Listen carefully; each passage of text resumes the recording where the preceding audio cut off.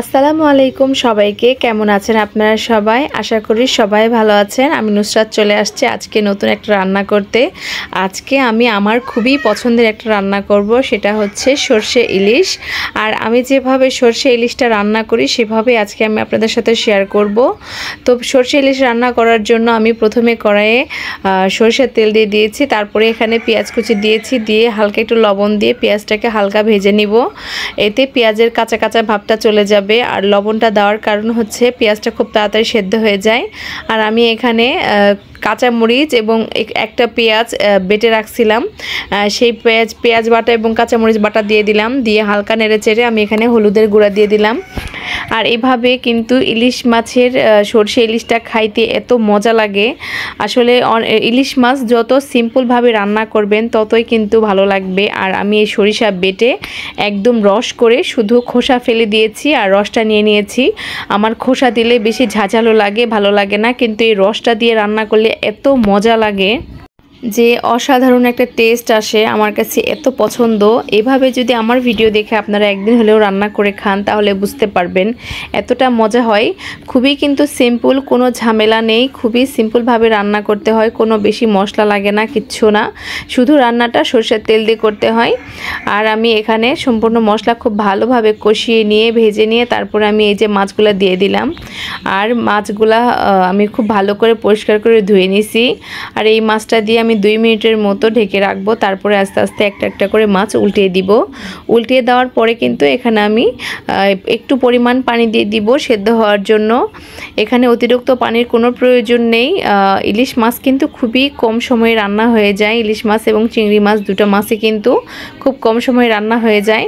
তো আমার যেটুকু পরিমাণ সেটুকু পানি আমি এখানে ব্যবহার করব। তো যেটুকু ঝোল আমার লাগবে সেটা কিন্তু আমি দিয়ে দিয়েছি। এখন এটাকে ভালোভাবে 5 মিনিটের মতো রান্না করে নিলেই হবে।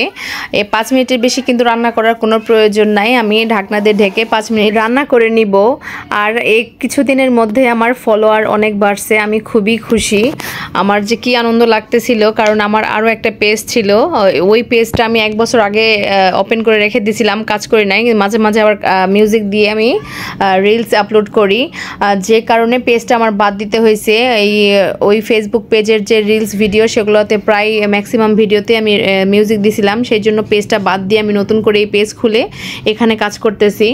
আর কেউই মিউজিক দিবেন না, মিউজিক দেওয়া ভিডিও কিন্তু খুবই চলে না, ফেসবুক পেজে খুবই খারাপভাবে নেয়, মিউজিক দেওয়া ঠিক না।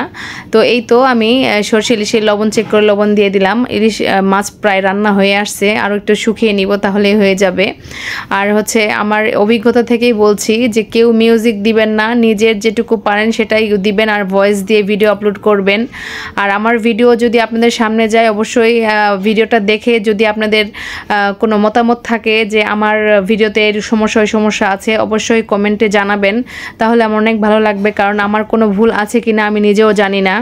আর যারা আমার ভিডিওটা দেখছিলেন তাদেরকে সবাইকে অসংখ্য ধন্যবাদ। আর আমি মিনিমাম সময় কিন্তু ম্যাক্সিমাম সময়ই আমি অন্যের ভিডিও দেখি এবং গঠনমূলক কমেন্ট করি, যার কারণে আমার ফলোয়ার অনেক তাড়াতাড়ি বাড়ছে।